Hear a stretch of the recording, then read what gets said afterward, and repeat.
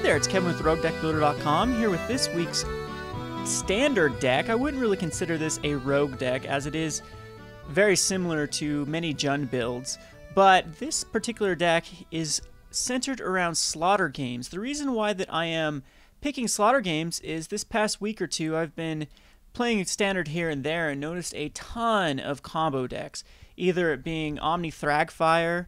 That's the deck that tries to ramp into either a World Fire or a Door to Nothingness, or decks like the Angel of Glory's Rise combo deck, and even just some other Reanimator decks have been going around like crazy. So I thought this Slaughter Games is very well positioned in the meta game right now.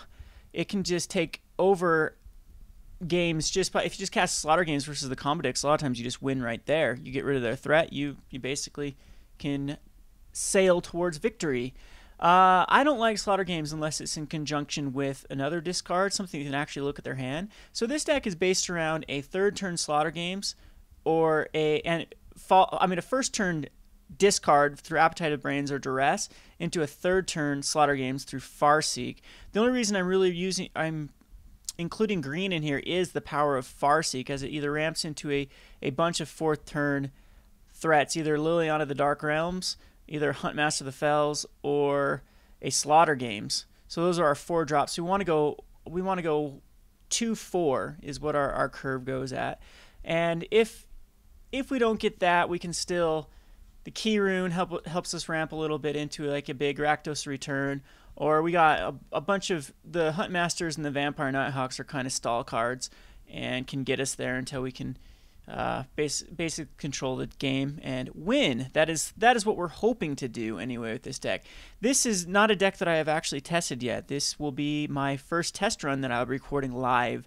So you, my audience, will get to see me in my first test game. So yeah, there's probably a lot of quirks this deck needs to work out. It doesn't run any main board control.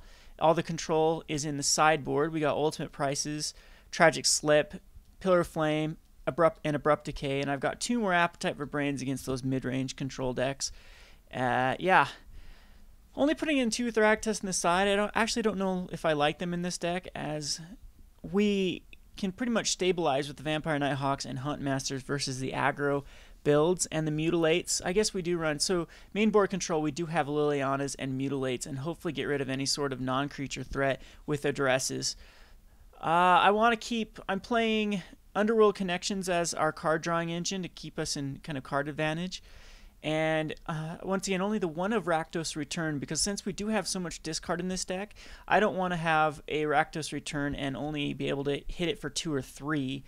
If that's all our opponent has left in their hand, I'd rather just Mind Rot rather than Rakdos' Return. I don't know, maybe Rakdos' Return is just better than a Mind Rot altogether, but to get the Mind Rot's ability, you have to spend 4 versus 2 or 4 versus 3. Well, I think that's a big difference when I'm just trying to wheedle them out of their last couple cards with Mind Rot and then hit a Slaughter Games. That is a theory anyway. We'll see how this deck works. One of Vraska's control as well. So basically, how I'm going to finish this game off is just by Huntmaster or Vampire Nighthawk, just pinging them down turn by turn. That's the gist of the deck, and we will have a recording shortly. This is Kevin from Roguedeckbuilder.com. Thanks for watching.